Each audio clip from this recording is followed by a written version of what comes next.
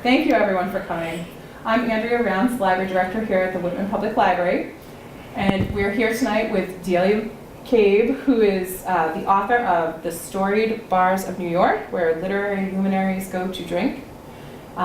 Delia grew up in Manhattan's Lower East Side, and she is a magazine writer and a bookworm. Her work has appeared in Self, Prevention, Health, Boston Globe Magazine, Scientific American Presents, and other newspapers and magazines. She teaches magazine and column writing at Emerson College. An avid gardener, she lives in a Boston suburb with her husband Rob and their 2 cats. Thank you so much for coming. Thank you, thank you. Thank you. All right, as you saw on your seats, you may be the winner of a cocktail shaker to take home with you, and complete with drink umbrellas, which are always fun. So if you'll write your name down, and here you can pass it along. Write your name, favorite cocktail, even if it doesn't have any alcohol, and your favorite author, because I love hearing about what you all are. What the audience likes, what enjoys to read and drink, and either or both. This book is, as you heard, I grew up in New York City. I am a big bookworm, and in New York City, in Manhattan, you're going to school and you're walking around, and a lot of buildings have these little brass plaques on them that tell you that some historical fact about it. And if you're a nosy person like I am, you want to read all of them. So anyway, I'm going to read a little, but I also want a little input from you all, because that helps me form some of my talk tonight. I love interaction with the fellow readers, and I will also show some slides at the end to show pictures of some of these places. So one of the things I love about bars and is not so much for the drinking culture, but for the camaraderie, for the interactions with people. I enjoy watching people talk to each other, talk about their days. The other thing about bars is that people can just walk into them, and you could be alone, and you could just sit at the bar, and you could start turning to the person next to you, or even to the bartender, and learn about their lives. And you can talk about your lives, and no one is staring at their phones. Well, some places are nowadays, but you can just walk in and just enjoy just being there, and meeting other people, learning about new things. And the other thing is, if you don't want to be with any of those people, you can also just hide. So a lot of these bars in my book, they're about the sort of the social history of New York, specifically as it pertains to bars. Now, in New York, because when I started this book, I was very interested to know how it happened that writers became sort of barflies. And what happened was, in the late 1800s, there were places that were, in the early history of New York, with the Dutch colony, the settlers and the English settlers, you went to a bar and you had beer and a meal, because you didn't necessarily have a kitchen in your house. You had and you couldn't necessarily drink the water, so you would have beer or cider at breakfast, which to me is abhorrent now.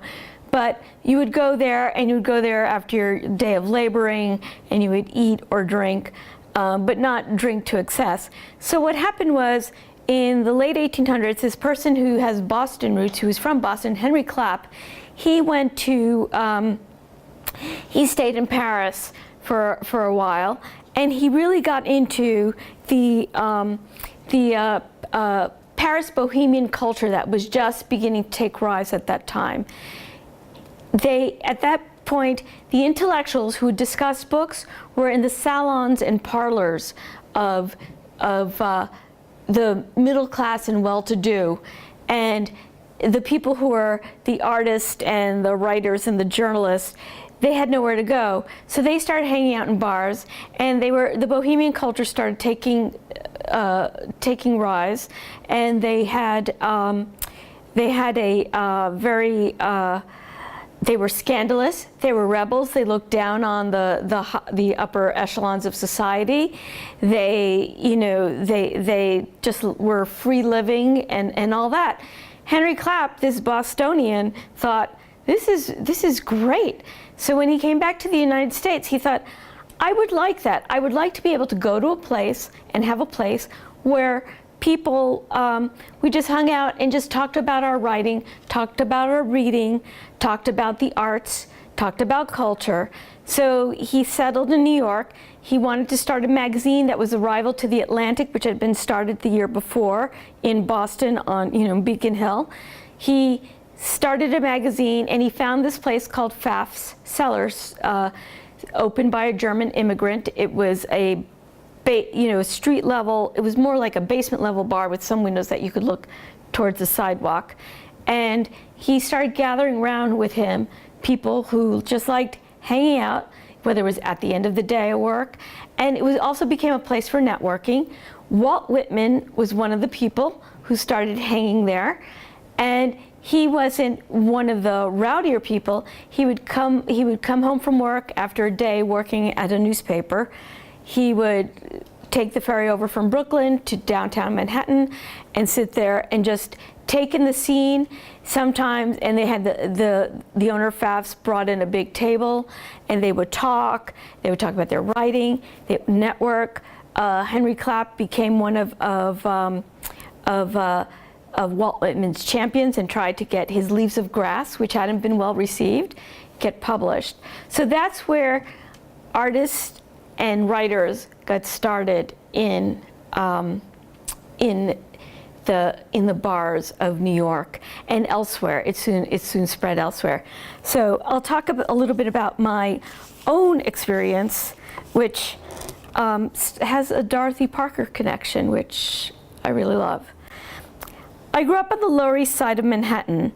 A lifelong bookworm, I would often walk the streets of New York City, imagining the many authors who had lived and written in the apartments I passed. My grade school on Christopher Street in Greenwich Village was located 1 block from the Lion's Head, a celebrated watering hole for writers and journalists. I knew that E.E. Cummings, Don Powell, Thomas Paine, and Ted White had all lived on Christopher Street at one time or another. Dorothy Parker and I went to the same Catholic school in the same double brownstone on West 79th Street in Manhattan, separated, of course, by numerous decades. Unlike the class troublemaker Dottie, I arrived in that brownstone with its dark wood touches and a layout that I could imagine being someone else's home. You could just picture it. It was 2 brownstones. They were mirror images of each other, and they had 2 central staircases. And my high school graduating class was 50 people. And then I went to Boston University, which was a shock to me. Anyway, had I been of legal age, I would have toasted Dorothy's ghost in my classroom with a tall glass of gin. Unfortunately, the only alcohol allowed was the red wine served at communion during Mass in the first floor chapel. Once I was old enough, I had to check out the Algonquin Hotel, where the writers and artists of the Round Table met in the 1920s. To this day, the lobby and Blue Room Bar, updated in 2012, attract authors and book lovers from the world over. The hotel and its bar are proud of their place in the annals of literature and endeavor to make their standing relevant in the 21st century. Often, tourists in the know have their pictures taken beneath the painting of the Round Table members, while others are content to curl up with a book in a lobby chair, a Dorothy Parker cocktail at hand. Interesting, Dorothy Parker and many of the Round Table members, they weren't alcoholics before this. In fact, the Algonquin, which I'll read later, they didn't even have a bar at the beginning of Prohibition. During Prohibition, before Prohibition, New York City had about 15,000 saloons and places to order alcohol.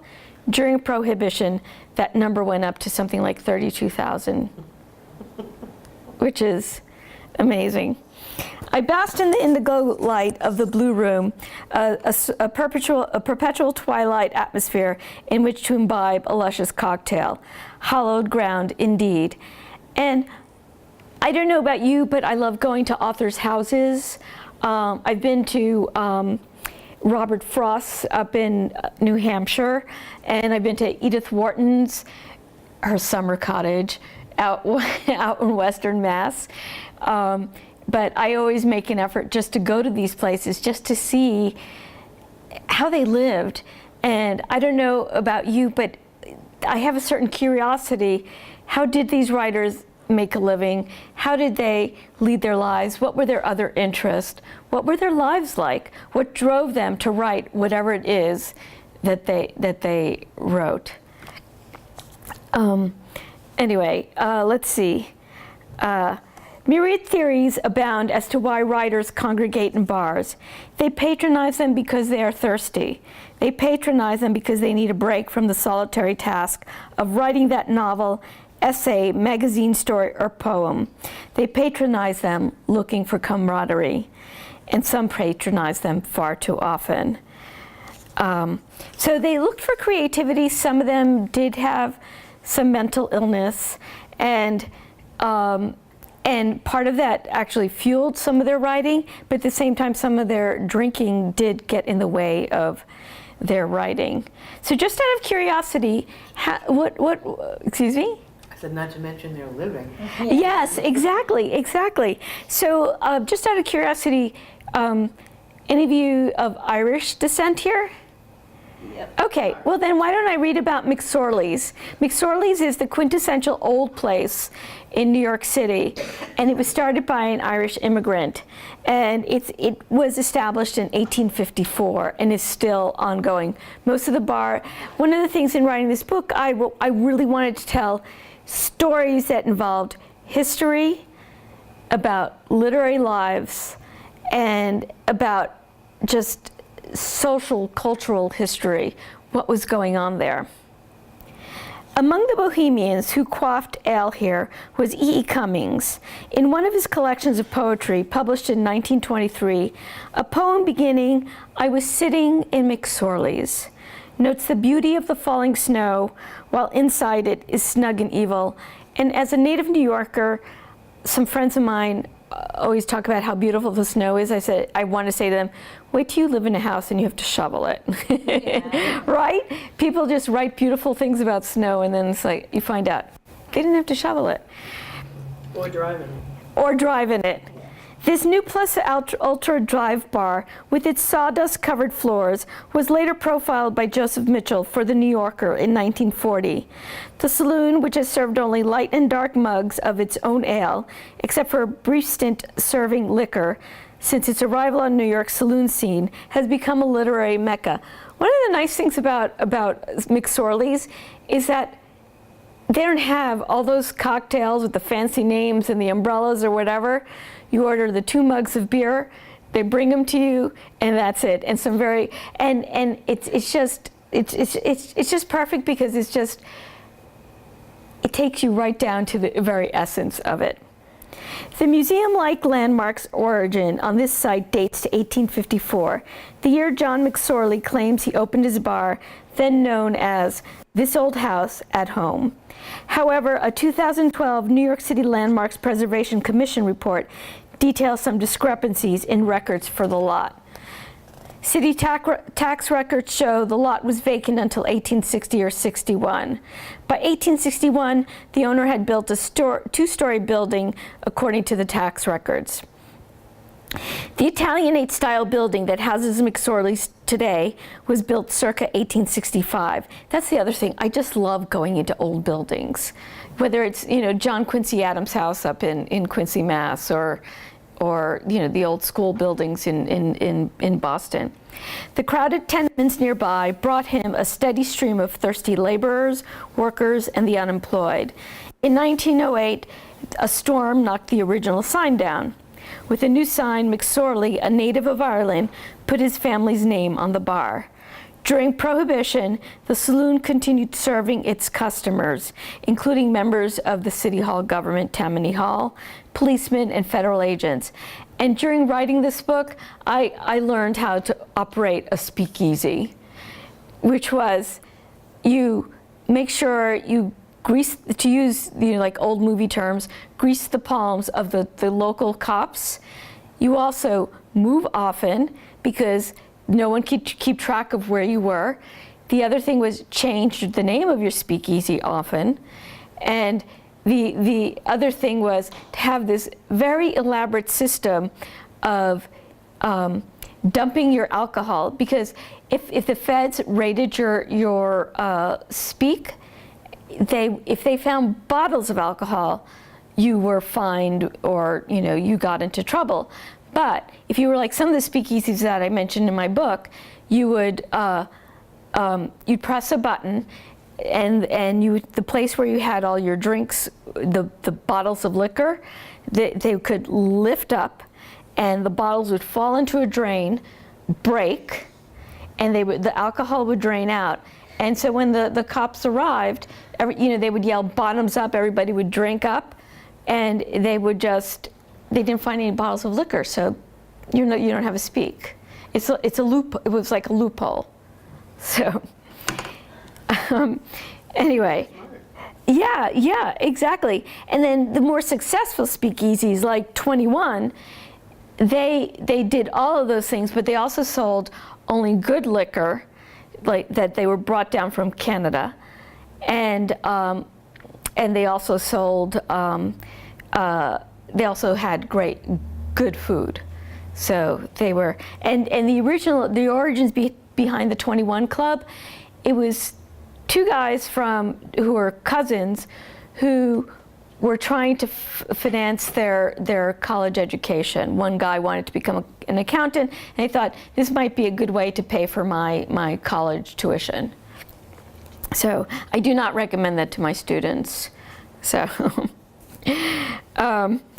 Anyway, there's no doubt that the sawdust from McSorley's early years lingers today in some corner. The sawdust was spread on the floor to catch whatever the spittoons didn't, plus any beer spills. Today, shuffling through the occasional mound of sawdust is like traipsing through a cat's litter box. I have 2 cats, which is why I said that.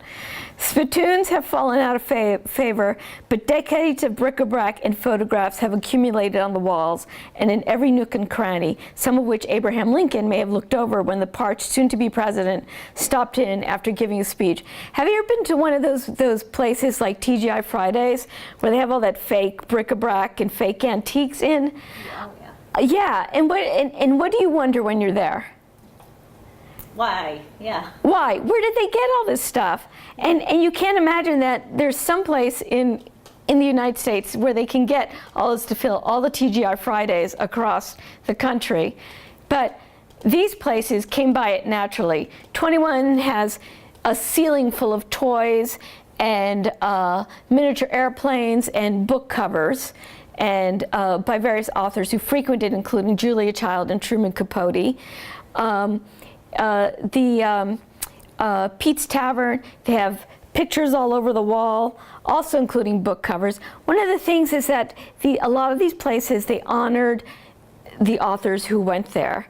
And in some places, they actually allowed authors to run tabs, understanding that authors didn't necessarily have a fixed income or a regular income. So at this place called Elaine's, where you could go there any night of the week until as recently as the 1990s, and you would just see Pete Hamill, Woody Allen, all these other famous journalists. They would be there drinking and just hanging out there. They had filed their deadlines. They had just finished a book. And she would, as soon as you got a book published, she would take the cover, and that's why I wish my book had an actual paper cover that you could pull out, and she would frame it up there, and she paid homage to writers. And now called, the place is called the Writing Room, and they changed it, but they still took all the pictures of the book covers and put it up there. So you can go to many of these places, and it's like going to a gallery to the literary lights that you enjoy reading. Dorothy Parker, the New Yorker was founded at the Algonquin, so it's very cool, and I just love just poking around. You don't go there for the drinking; you just go there for the enjoyment of it. It's like going to the old curiosity shop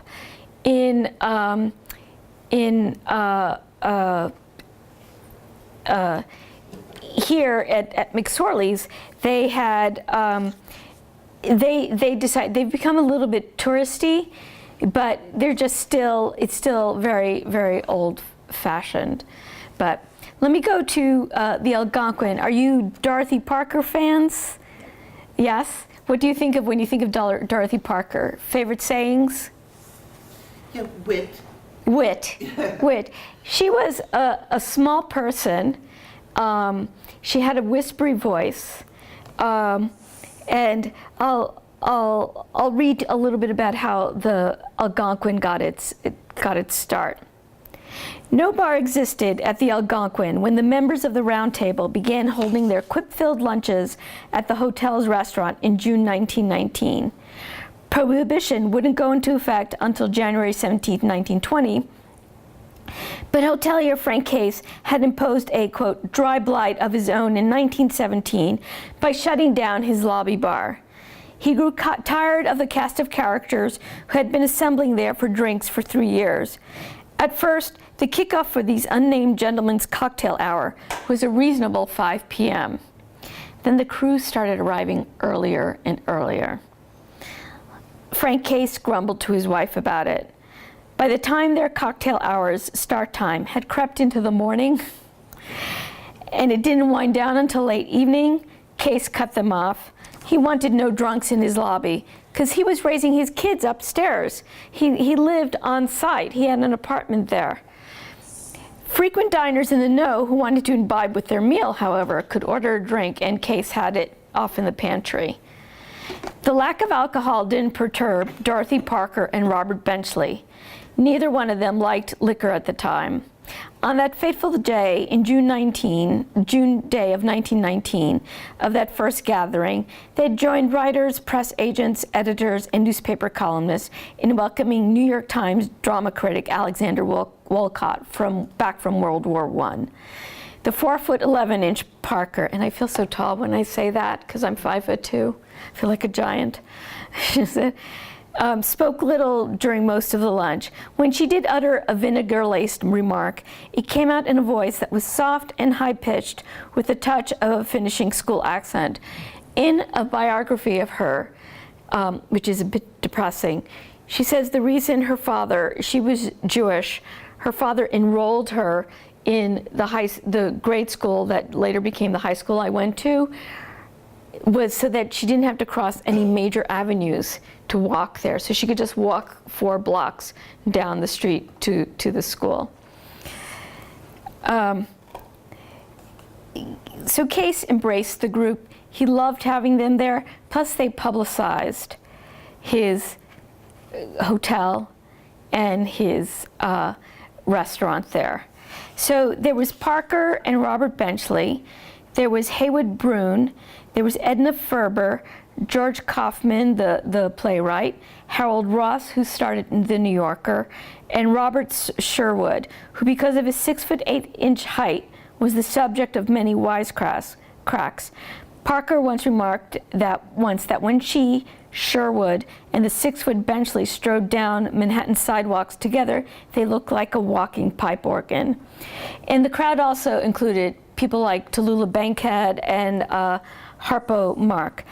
They called themselves the Vicious Circle, and they started The New Yorker, and some of their witticisms: time wounds, all heals. Satire is something that closes on Saturday night, George Kaufman.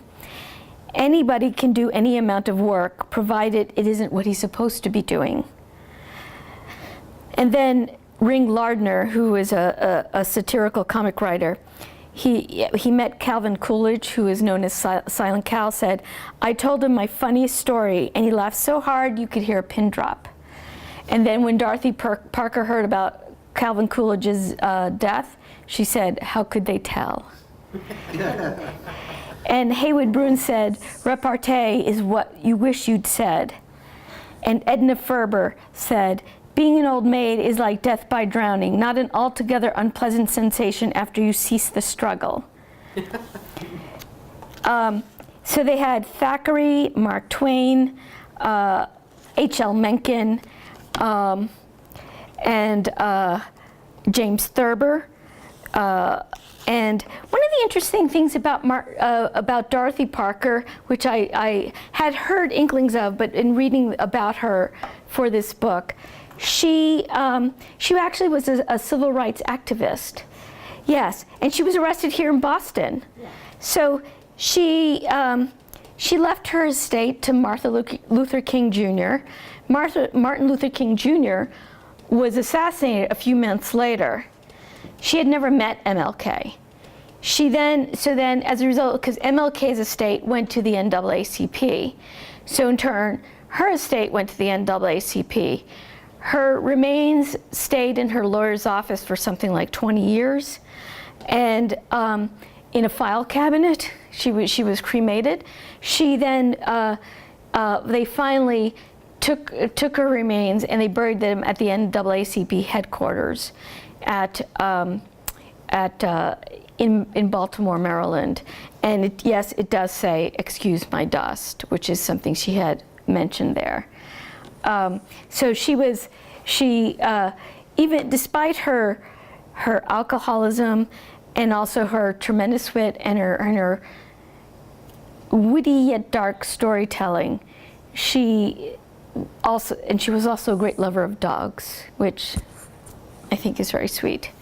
So, but this hotel was a place for Arthur Miller, J.D. Salinger, Tennessee Williams, Kurt Vonnegut, and then years later, when Twitter was an infant, a whole bunch of us writers got to know each other through Twitter, and we decided that we would all converge in New York and meet for lunch at the Algonquin. So there were about 60 of us, best-selling authors, literary agents, people working in publishing. We made reservations, we showed up, and it was like we had all known each other. Because one of the things about meeting up with writers is that you're eager to meet. It's not very competitive unless you're someone like Norman Mailer who goes around punching people, or did. Or shooting them, exactly. That was his wife, wasn't it? Right. Yes. So we met up for lunch there one afternoon, and we each brought a book, and we exchanged books, and it was like we had known each other for a long time, even though we had known each other only online through Twitter.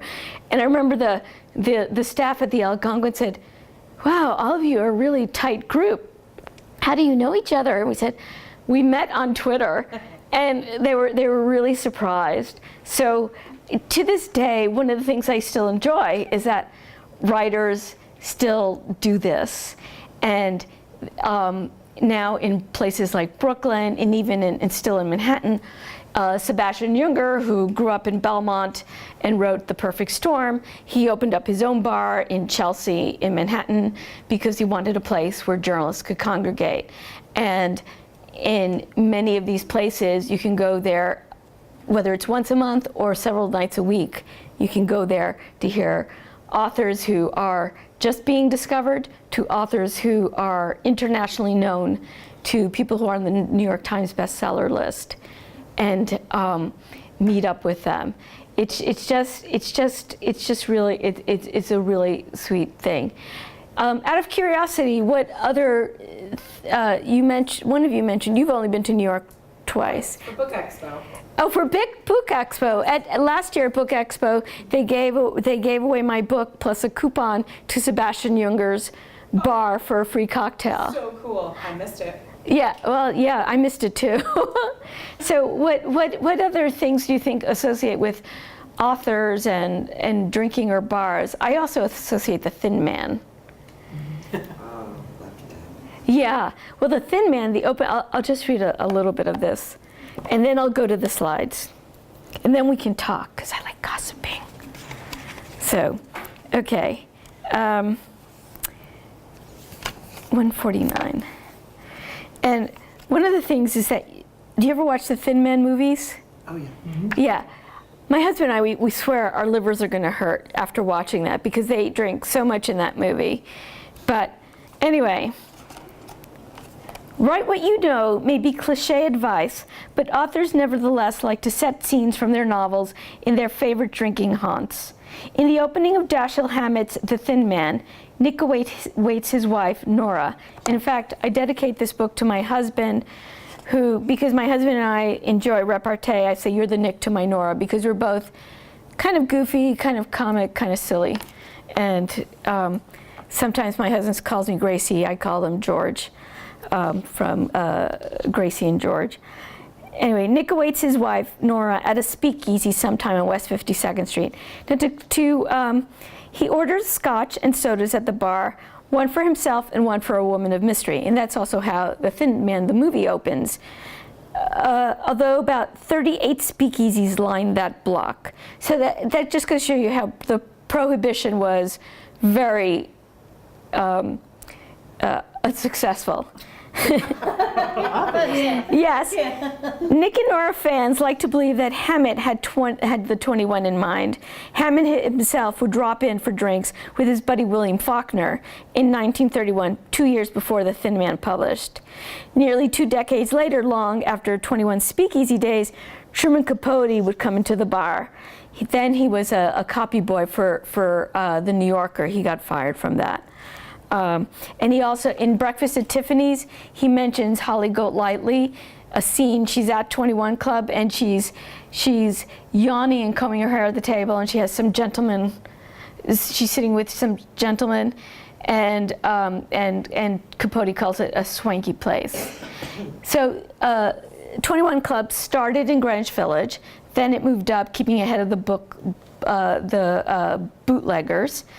And then it became a place for Edna St. Vincent Millay, Dorothy Parker, Al Hirschfeld, Ernest Hemingway, Ben Heck, Charles MacArthur, and John O'Hara, and Benchley, Robert Benchley, who's, as he said, was part of the Algonquin Roundtable. He said, drinking makes such fools of people, and people are such fools to begin with, that's compounding a felony. I wrote this book because I like the storytelling. It's less about drinking. So what happened was Rockefeller Center was being built. 21 Club had to move yet again. They knocked it down. They moved over one block, and this was New Year's Eve. They moved it over.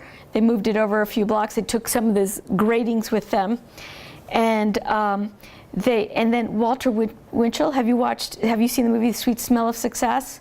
What do you remember about that movie? That I didn't like Walter Winchell. Why? I don't remember. Was he, anybody else? He wasn't a good guy. No. He was dark. So what Walter Winchell, because he was in charge, he was like one of the first gossip columnists. He wrote this gossip column, and it bugged him. They wouldn't allow him in 21 because they knew he wanted to spy on all the people who went there. And so finally he dropped a dime on them. He wrote in his gossip column that it's very curious that none of the feds have gone there. So what he said, they'd never been raided. So sure enough, they turned up the next day. And what happened was the warrant they showed up with was flawed, and they couldn't bring any charges against them. So let's see if I can do this right. The owners of 21 got smart. All right, so this is all these jockeys. These iron jockeys are contributed by stables. They represent the stable colors of various Kentucky Derby winners. So this is downstairs at the 21 Club. This looks like brick, right? It's painted brick. Down there, that's where they kept their cellar. They made it look like a brick wall. To open the cellar, they had this magnetic device. You would stick in something that's like a coat hanger to go there. It would release the magnet and it would open up. So, but the feds would come down and they would say, oh, a wall. And it was actual brick. It was a brick door. Anyway, so when I told you about keeping in tight with the feds and everything like that, this was the personal booth of the mayor of New York at the time. And he had a phone right there for him, so that if anybody from City Hall was looking for him, where he was meeting his mistress, he was married at the time, they would call him and they would find him here. These are more current bottles of wine here, but right when you walk into the door, they have bottles of liquor that date back from Prohibition. There are bottles there that, if you were a well-to-do person, you would go to that restaurant and you would have drinks. And maybe you liked your wine from a certain estate, or you loved, I don't know, Rothschild or whatever, expensive wines. You had your bottles stored there. So on there are labels. Jackie Kennedy, who she herself worked in publishing, Nixon, Martha Stewart, I'm trying to remember this other writer. Anyway, so you could order up from your personal keeping of your little stash of wine there. And they also had old gin that they won't open it, but it just says it's from the 1920s, 1930s, that were, they have the appropriate layer of dust. This is McSorley's, and this looks exactly like it did way back then.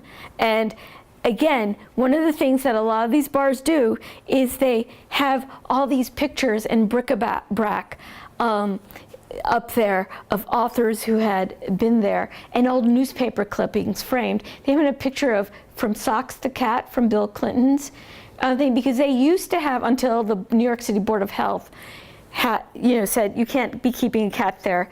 They used to have a cat regularly there. The Algonquin still has a cat.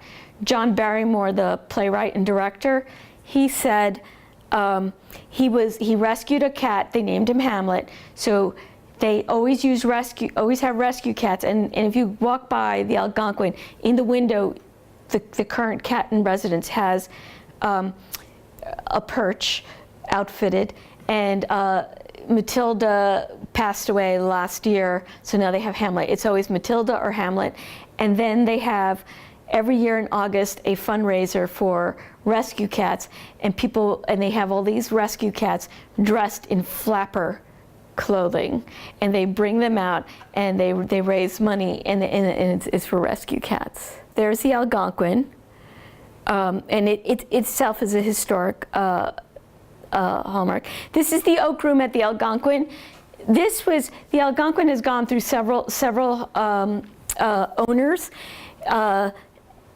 At one point, about 10 years ago, maybe 15 years ago, the Sheraton Corporation owned it. They had commissioned this artwork by this Brooklyn artist of the Vicious Circle. This is Dorothy Parker. Let's see if I can find Alexander Walcott. I think that's Alexander Walcott. Anyway, they commissioned this. So when they sold the hotel, they took the painting with them. So they recommissioned the artist to do another picture of the Algonquin Circle. And they don't have the original oak round table that they sat in, but so they did a facsimile. And this is the Blue Room. John Barrymore, who's Drew Barrymore's great-grandfather or grandfather, he directed plays on Broadway. This is near Times Square. He said to Frank Case, the original owner of the Algonquin, he said, when you reopen your bar, put blue light in there, because that's what we use in staging, because that's what blue lighting makes everybody's skin look good. And I'm thinking, in high school, my sister Gerald told us to get a pink light bulb because she said it made it rosy. Now, mind you, Sister Gerald had very nice, naturally rosy cheeks. But anyway, it's very pretty. They have, literary themed drinks, and they also have Al Hirschfeld's pictures, all drawings there. This is Bemelman's. This is one of my favorite bars in New York City. Do any of you have grandchildren, or do you remember the Madeline books? Madeline's Rescue? The artist did these murals. He was born in a hotel. His family were hotel owners in Europe, and so there he was. He wrote Madeline's books, the first one, in Pete's Tavern, which I mentioned in there. And then he had his family, and to pay for 6 months' stay at the hotel, he offered to paint the murals there. And so what the hotel did was, and they kept it very much the same. This bar is called Bemelman's after Ludwig Bemelman. They had little lampshades done there, and you go in there. You're right up to a grand piano, person playing jazz standards on the grand piano. And it's a very great haunt of people in publishing. Courtney Sullivan, who I interviewed very current authors too. Courtney Sullivan, who grew up in Milton and in on the South Shore, she loved going there. Her grandfather used to take her there, so she told me her story behind there. But he just captured little scenes of New York throughout. But this was a place Truman Capote, Jackie Kennedy, when she was working in publishing, she would bring authors to wine and dine there. And nowadays you can see people, like if a famous singer who sings traditional jazz is in town, they might stop in there and have drinks. The drinks are expensive, but they're very strong. So I guess that balances out. So, but I just love it. I went to boarding school from 1st through 3rd grade in New York City, so I always have had this affinity to Madeline. Okay, this is also another speakeasy. This is Chumley's. It is not allowed. This opened in the 1920s. It is not allowed to put a sign up there because this is a historic landmark. Chumley's is open at 86 Bedford Street. The whole idea of being 86 was, supposedly came from there. Chumley's had 2 entrances, this one and the one behind. It was started by this union organizer, and when the feds would come, people would dash through there. But a lot of writers went there. Fitzgerald, Hemingway, Simone de Beauvoir. What happened was about 8 years ago, it's such an old building, one of the walls started collapsing and sinking, so they had to shut it down. And by then it was a dive bar, and it was not, it wasn't a place you would want to go to unless you were a college student at NYU and you wanted cheap drinks. But some of the authors who went there, Edna Ferber, E.E. Cummings, John Cheever, Willa Cather, James Agee, Mary McCarthy, Frank McCourt, who wrote *Tis*, Jay McInerney, Margaret Mead, Edna Vincent Millay, Eugene O'Neill, J.D. Salinger, Delmer Shorts, John Steinbeck, William Styron, Dylan Thomas, James Thurber, Sinclair Lewis. And so the person who bought it was a fireman, and he enlisted this person who does restaurants. And what they did was, this is how it looks now, this is as of 2 years ago, they rescued all the paintings and photographs and the book covers. All along here are book covers of the authors who went there. And so they were framed, and so they made it as an essential part of it. So between my poor vision, but you can see these are all various writers. This one is Joe Gould, that guy I recognize, but all around there. So you just want to go there, and you want to grab a book and read around. I hear the burgers are great there. So Kettle of Fish, this was another place where the Beat generation hung out. And this was just a few steps away from where I went to grade school in the Village.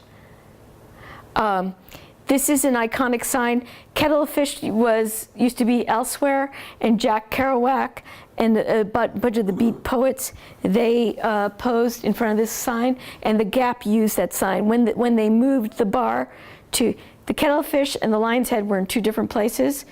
They moved Kettle of Fish over to where the Lion's Head was, and the owner of the Kettle of Fish, who I got to interview, he moved the sign, but he decided since it was a historic piece, he kept the sign inside. And again, the original pictures.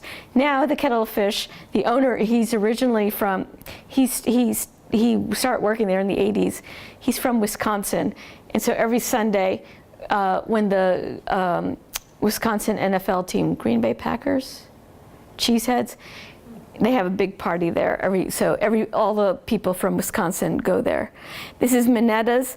Nowadays you see the Vogue editor and Jay McInerney there, but that also started as a speak. And in the 50s, because it had become a tourist trap, the owner would have one of the Beat Generation poets sitting in the window because people would want to come by and say, I want to see a Beat write a poem. And so he sat there. So this is the Dylan Thomas room of White Horse Tavern. Dylan Thomas drank here, and then he drank, and then he drank, and until one day he drank so much a day later he was hospitalized. He was very sickly.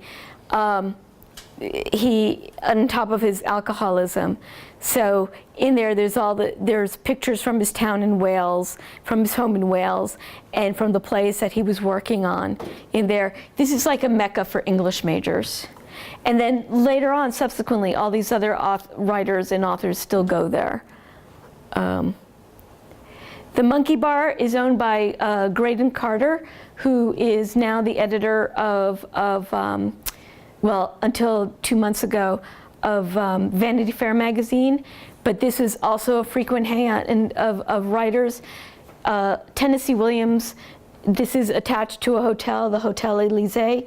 Tennessee Williams died upstairs. He was doing drugs and drinking, but he choked on they don't know whether it was a medication cap or an eyedropper.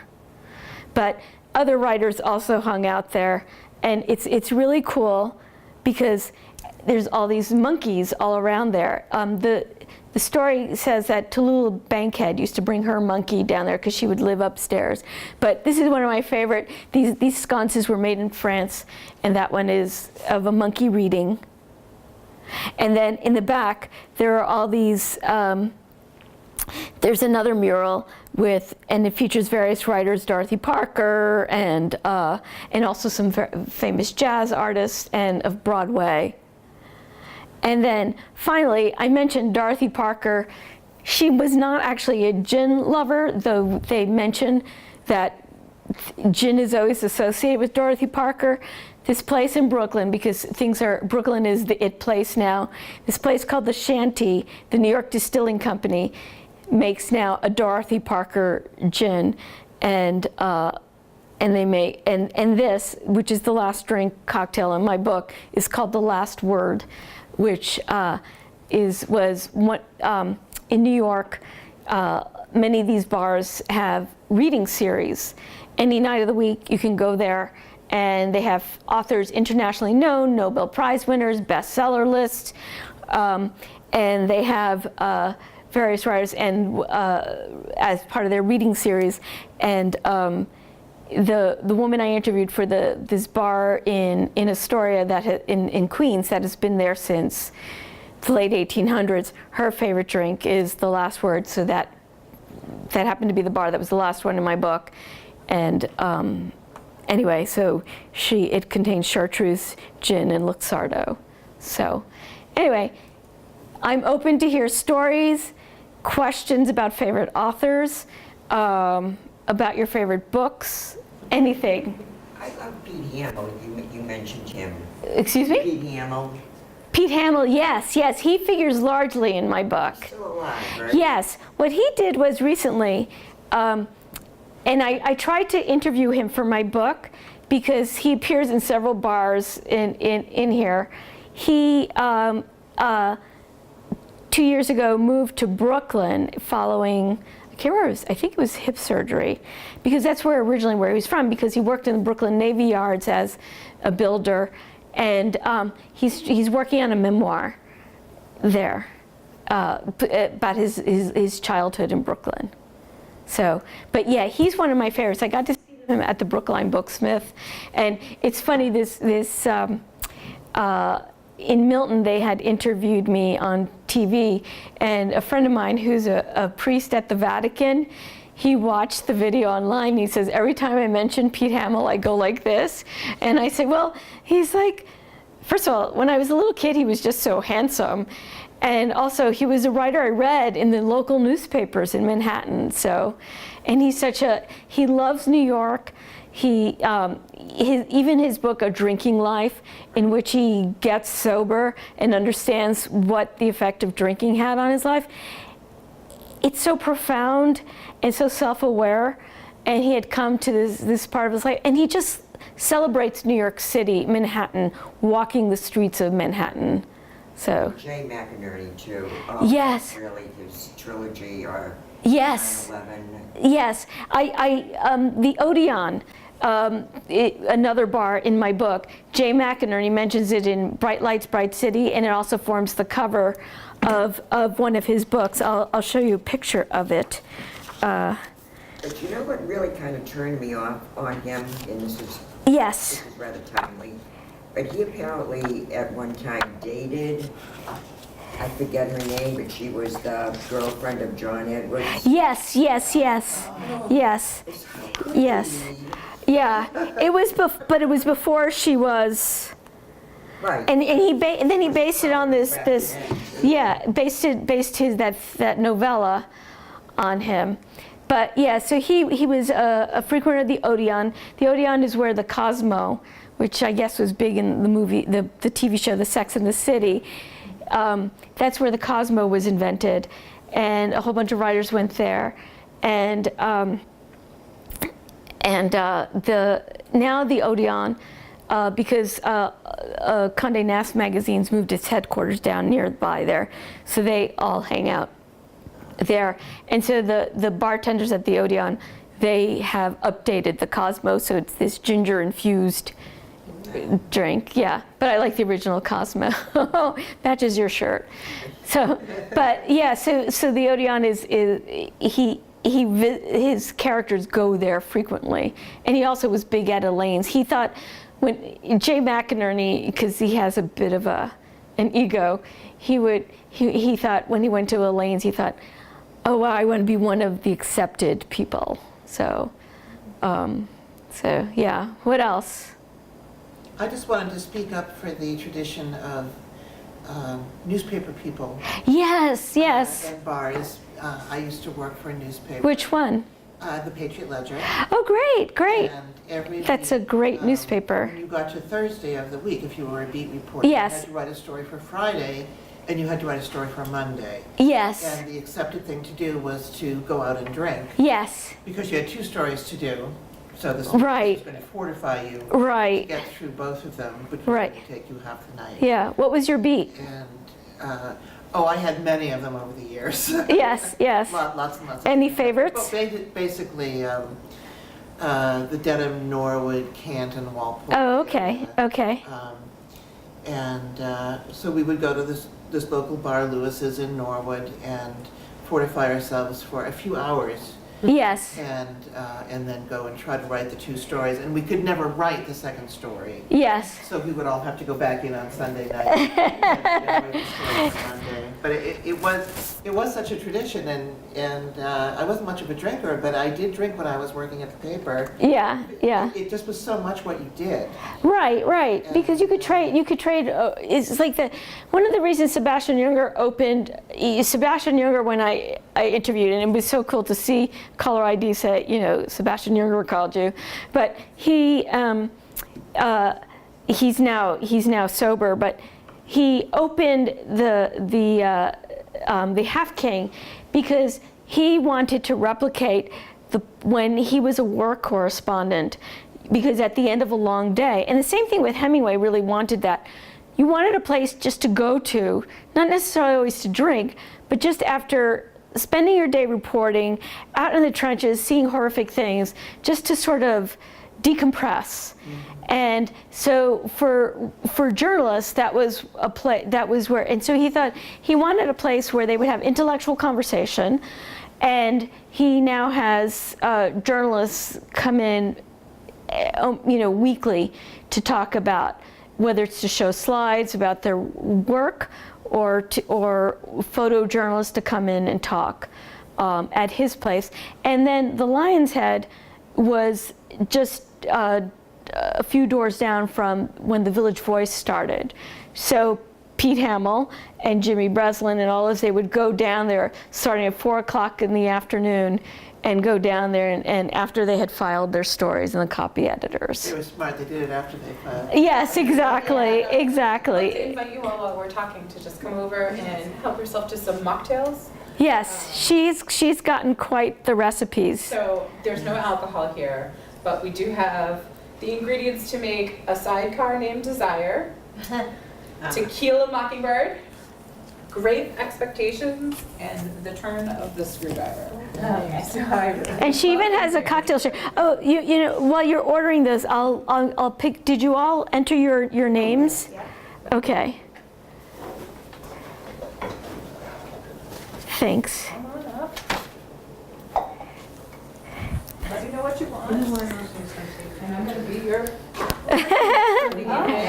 We just watched the movie Cocktail the other night. Library have a bartender. It's non-alcohol. I know, I'm teasing. Okay, that'll be tequila mockingbird. Okay, all right. Okay, so why don't you order your drinks and then I'll see who won the. I want to do that, right? Cheers, of course. I've never been there. You never have? No, It's I not used to love. All right. Ta-da! Okay. Before it was Grand Central Station with all those I gorgeous. went to the Algonquin, which is so You did. I stayed there one weekend. Oh my goodness, did he sign it? Did you have him I sign didn't it? have them come. Oh, okay. In a glass. That is so cool. They don't have anything to like smash up the mint with, so The back of my heel. the back area. I'm gonna use a peaceful. Oh, yeah, that smells good. Yeah.